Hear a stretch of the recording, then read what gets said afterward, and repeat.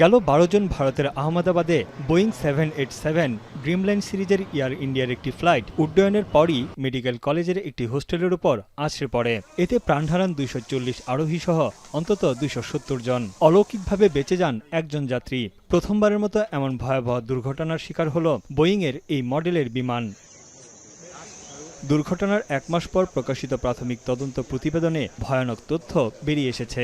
উড্ডয়নের মাত্র কয়েক সেকেন্ড পরই ১২ বছরের পুরনো এই বিমানের ইঞ্জিনে জ্বালানি সরবরাহ বন্ধ হয়ে যায়, যা নিয়ে ২ পাইলটের মধ্যে বিভ্রান্তি দেখা দেয়। গেল শনিবার ১৫ পৃষ্ঠার প্রাথমিক তদন্ত প্রকাশ পেয়েছে, যেখানে ককপিটের অডিও রেকর্ডে পাইলট এবং কো পাইলটের কথোপকথন ঘিরে তৈরি হয় রহস্য।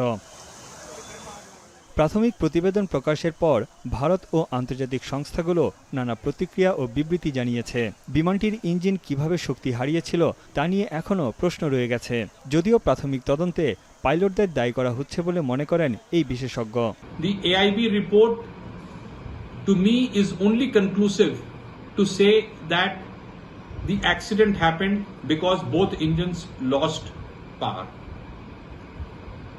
This stage is not there to find out why did it lose power. Both did lose power.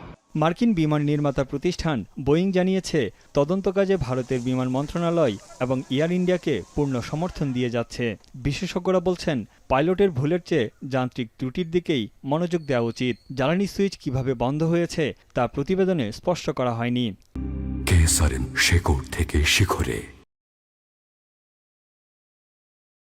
The headline of the report really is to, if you will, to exonerate the pilots from pilot error. This is what the report was stating.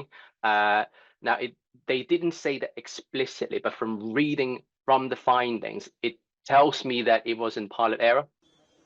প্রাথমিক প্রতিবেদনে বিমানের ইঞ্জিনে জ্বালানি বন্ধ হওয়ার বিষয়টি নিয়ে দেখা দিয়েছে উদ্বেগ। আগামী ২১ জুলাইয়ের মধ্যে বোয়িংয়ের সব ধরনের বিমানের জ্বালানি সুইচ ভালোভাবে পরীক্ষা নিরীক্ষা করার নির্দেশ দিয়েছে ভারতের বিমান চলাচল কর্তৃপক্ষ। পাশাপাশি বিমান চলাচলে কঠোরভাবে নিরাপত্তা নিশ্চিতের আহ্বান জানানো হয়। তবে প্রাথমিক প্রতিবেদন দেখেই উপসংহারে আসতে রাজি নন ভারতের বিমান পরিবহন মন্ত্রী। তার মতে, তাড়াহুড়ো করে কোনো সিদ্ধান্তে পৌঁছানো উচিত হবে না। I don't think we should jump into any conclusions on this.